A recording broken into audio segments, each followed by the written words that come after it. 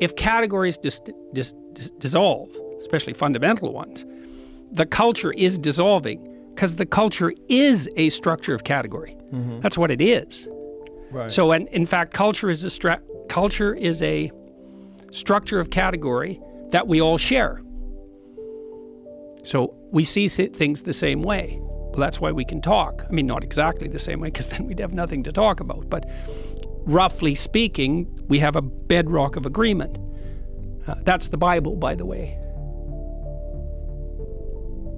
So I just walked through the Museum of the Bible in Washington. That was very cool. It's a very cool museum. So the structure, that's what the Bible Yeah, it's what provides. I figured out. I just figured this out this week. So it was a cool thing to walk through because it's chronological. They have one floor which is the history of the Bible. Mm. But it's not exactly that. It's really what it is the history of the book. Now, in many ways, the first book was the Bible. I mean, literally, because at one point there was only one book. Like, as far as our Western culture is concerned, there was one book. And for a while, literally, there was only one book. And that book was the Bible. And then before it was the Bible, it was it was scrolls and it was writings on papyrus. But we were starting to aggregate written text together. And it went through all sorts of technological transformations. And then it became books that everybody could buy, the book everybody could buy. And the first one of those was the Bible. And then it became all sorts of books that everybody could buy. But all those books, in some sense, emerged out of that underlying book. And that book itself, the Bible isn't a book, it's a library. It's a collection of books.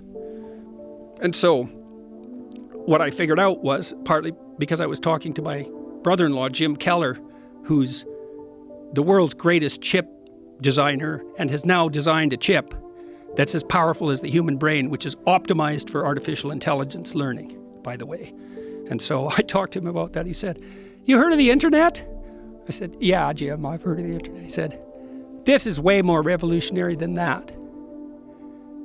So in any case, we were talking about meaning in text because we were talking about translation and the problem of understanding text. And Jim said, the meaning of words is coded in the relationship of the words to one another.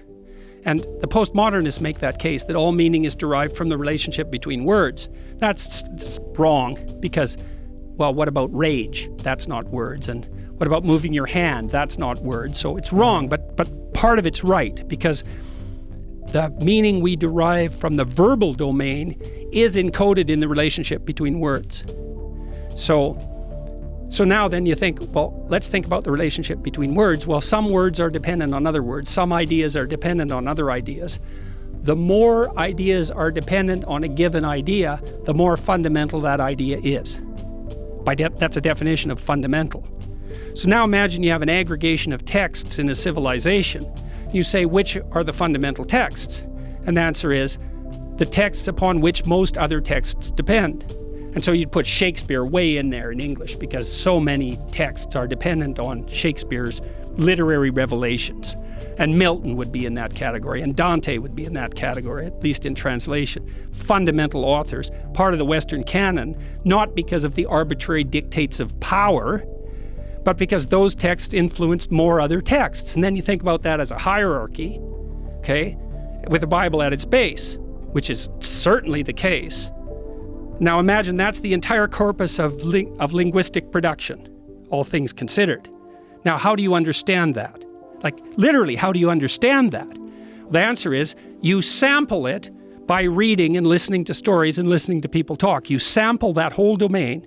You build a low-resolution representation of that inside you, and then you listen and see through that. And so it isn't that the Bible is true. It's that the Bible is the precondition for the manifestation of truth, which makes it way more true than just true. It's a whole different kind of true. And I think this is not only literally the case, factually, I think it can't be any other way. It's the only way we can solve the problem of perception.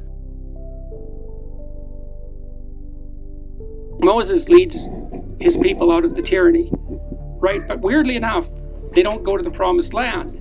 This is very weird. They go into the desert. Well, why? Well, we're all say, prisoners of our own tyrannical misconceptions and misperceptions, psychologically and socially. So let's say we free ourselves from those. Well, then we're nowhere.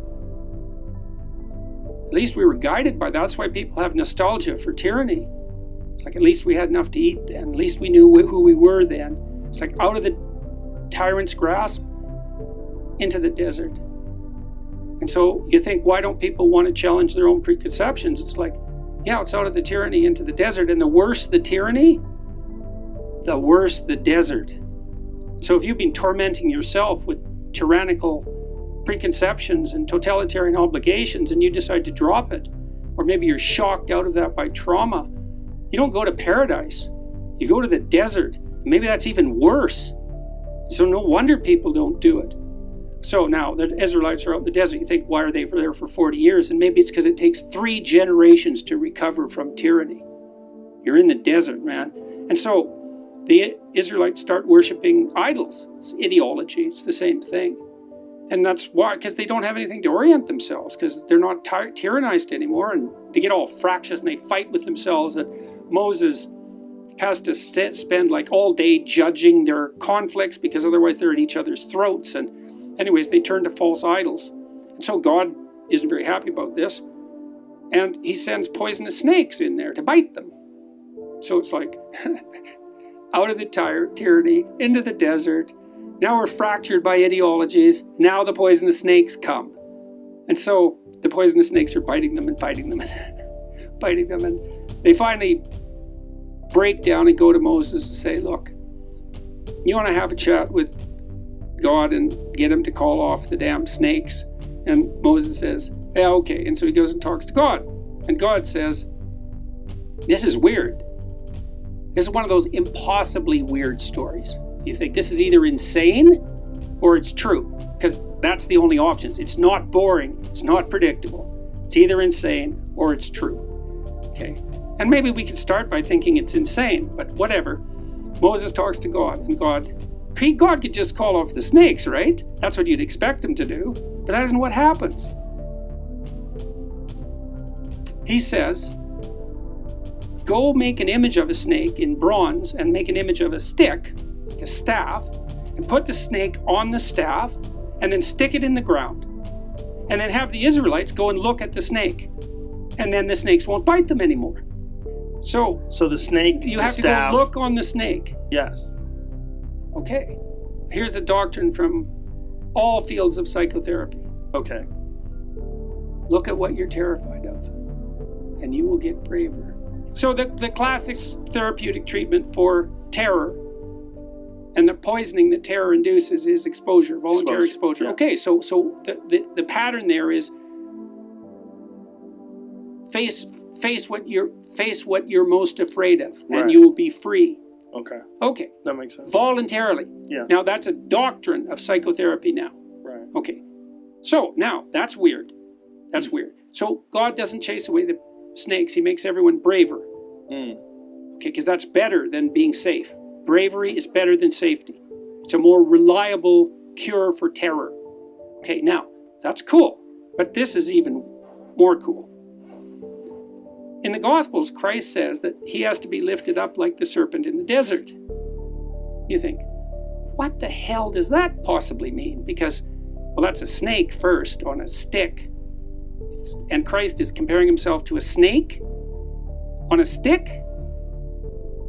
Okay, so what is this? What can this possibly mean? Well, I was thinking about that in relationship to imagery of the crucifix and the story that surrounds it. So Jung thought that the Passion story was archetypal because it's a limit story, like this debate at Oxford.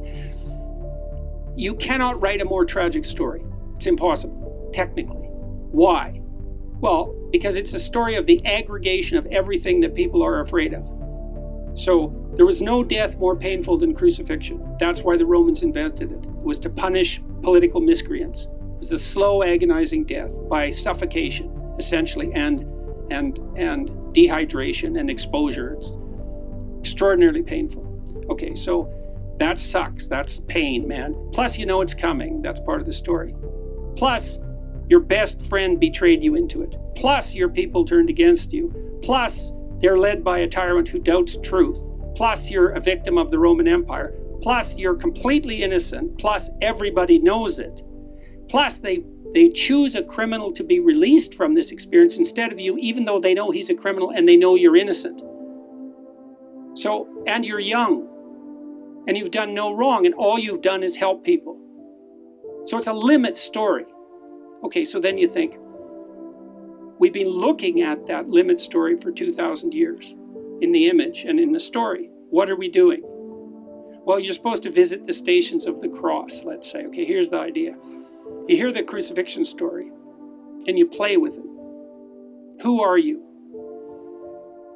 Maybe if you're female, you're Mary, and why is that? It's the Pieta, because you have to offer your children to the destruction of the world. That's female courage. That's the mother that doesn't hold her child back. It's like, go out. To what? Eventually your death and destruction. Go out. Leave me. Be in the world. That's feminine courage, man, to let her baby go. You're Pilate. You doubt truth, but you'll go along with the crowd. You're Judas because you betray your best friend. You're the mob. You're the criminal. All of that, that's you. You look on all those things that you hate and are terrified by. That's not a snake. It's like the worst of all possible snakes everywhere. That's what you're looking at. What do you see? You see death, you see destruction, pain, terror, tyranny, frailty, betrayal. Look harder. Look harder. Look harder. What do you see? The death and resurrection. You look far enough into the abyss, you see the light.